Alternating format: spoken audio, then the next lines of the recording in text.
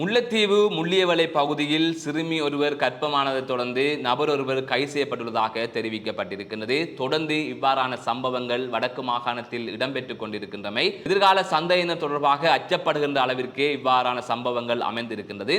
இது தொடர்பில் தான் இந்த தொகுப்பில் பார்க்க இருக்கின்றோம். முல்லைத்தீவு முள்ளியவளை பொலிஸ் பிரிவுக்குட்பட்ட பகுதியில் 14 வயதுடைய சிறுமி ஒருவரை கர்ப்பமாக்கினார் என்கின்ற குற்றச்சாட்டின் அடிப்படையில் கடை உரிமையாளர் ஒருவர் கைது செய்யப்பட்டுள்ளதாக தெரிவிக்கப்பட்டிருக்கின்றது.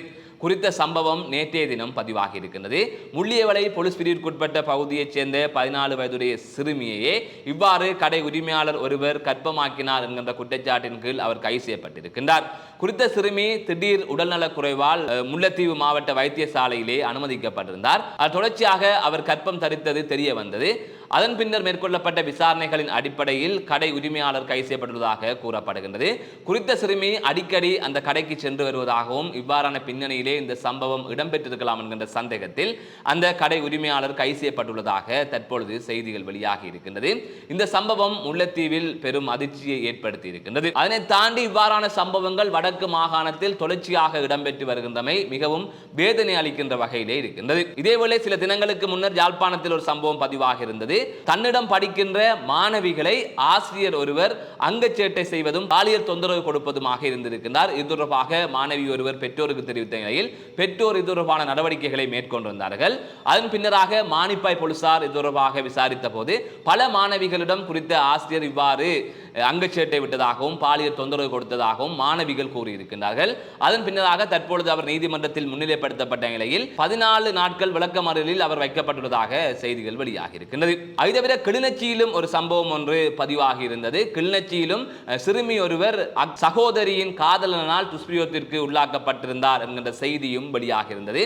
அது தொடர்பாக சந்தேக நபரை தேடி வருவதாக போலீசார் கூறியிருந்தார்கள். இவ்வாறு கிளிநொச்சியில் ஒரு சம்பவம் பதிவாகி இருந்தது. அதற்கு முதல் யாழ்ப்பாணத்தில் 15 வயதுடைய பாடசாலை மாணவி குழந்தை பெற்ற சம்பவம் தொடர்பாக செய்திகள் வெளியாகி இருந்தது. அதன் தொடர்ச்சியாக மல்லாவியைச் சேர்ந்த இளைஞர் கைது செய்யப்பட்டிருந்தார். அந்த இளைஞர் அந்த மாணவியின் தாய்க்கு பழக்கமானவர், அறிமுகமானவர் என்று கூறப்பட்டது. இதனை தாண்டி பல சம்பவங்கள் அண்மை காலமாக இடம்பெற்றிருக்கின்றது. கடந்த 30 நாட்களுக்குள் இவ்வாறு அடுத்தடுத்து கிளிநொச்சி, முல்லைத்தீவு, யாழ்ப்பாணம் என்று சிறுமிகளுக்கு எதிரான பல சம்பவங்கள் இடம்பெற்றிருக்கின்றது. இந்த சமூகத்தில் இந்த சம்பவங்கள் அதிகரித்து இருக்கின்றமை பெரும் அதிர்ச்சியை ஏற்படுத்துகின்றது.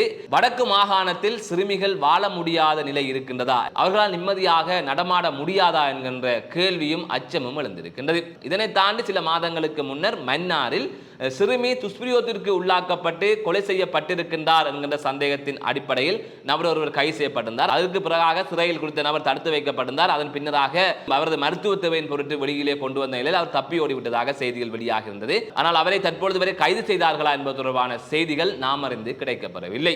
ஆகையால் இவ்வாறு இங்கிருக்கின்ற சிறுமிகளுக்கு ஆபத்து நிறைந்திருக்கின்றது. சிறுமிகளை பெற்ற பெற்றோர்கள் மிக மிக அவதானமாக இருங்கள். தாய்மாருக்கு யாராவது ஆண்கள் பழக்கமாக இருந்தாலோ அல்ல சகோதரிகளுக்கு ஆண்கள் யாராவது பழக்கமாக இருந்தாலோ அவர்களுடன் அளவாக பழகிக் கொள்ளுங்கள். அதனால் உங்கள் பிள்ளைகளுக்கு, சிறுமிகளுக்கு பல பாதிப்புகள் ஏற்படுகின்றது. நீங்களே உங்கள் வீட்டில் இருக்கின்ற சிறுமிகளின் எதிர்காலத்தை நாசமாக்கி விடாதீர்கள். அதனை தாண்டி சிறுமிகளை துஷ்பிரயோகத்திற்கு உள்ளாக்குபவர்கள் தொடர்பாக கடுமையான தண்டனைகள் வழங்கப்பட வேண்டும் என்றும் பலர் குரல் கொடுத்து வருகின்றார்கள். இதிலே வேதனையான விடயம் என்னவென்று சொன்னால், இன்று இந்த செய்திகள், இந்த சம்பவங்களை எல்லாம் மக்கள் சர்வசாதாரணமாக கடந்து செல்கின்றார்கள். ஒரு காலத்தில் ஊரில் இப்படி ஒருவர் செய்து விட்டார் என்று சொன்னால் அவரை அந்த ஊரில் இருந்து ஒதுக்கி விடுவார்கள், அந்த ஊரில் மதிக்க மாட்டார்கள். ஆனால் இன்று இப்படி செய்த ஒருவனுடனே பல இளைஞர்கள் நட்பாக பழகின்றார்கள். பலர் அப்படி ஒரு சம்பவத்தில் அந்த கயவன் ஈடுபடவில்லையே என்பது போல இவர்கள் பழகுகின்றார்கள். எனவே இந்த கிராமங்களில் முதல் இப்படியான வேலை செய்பவர்களை ஒதுக்கி வைத்திருந்தார்கள். இதனால் பலருக்கு அது ஒரு பாடமாக இருந்தது. நாங்கள் ஊரிலே மரியாதை கட்டு வாழ வேண்டும் என்கின்ற ஒரு நிலை இருந்தது. ஆனால் இன்று எந்த குற்றம் செய்தாலும் அவன் கொஞ்சம் வசதியாக இருந்தால், அவனிடம் காசு இருந்தால் அவனை அரவணைத்து செல்லுகின்ற ஒரு மனநிலைக்கு இந்த சமூகம் மாறிவிட்டது. தங்கள் வீட்டில் நடந்தால் மட்டும்தான் ஒவ்வொருவரும் கோவப்படுகின்ற நிலை தற்பொழுது உருவாகி இருக்கின்றது. இந்த சுயநலம் அனைவரையும் அழிக்கும் என்பதில் மாற்று கருத்தில்லை. அதற்கு முதல் விழித்திருங்கள். மீண்டும் ஒரு காணொளி சந்திக்கின்றேன். நான் நடராசா ஜெயகாந்தன்.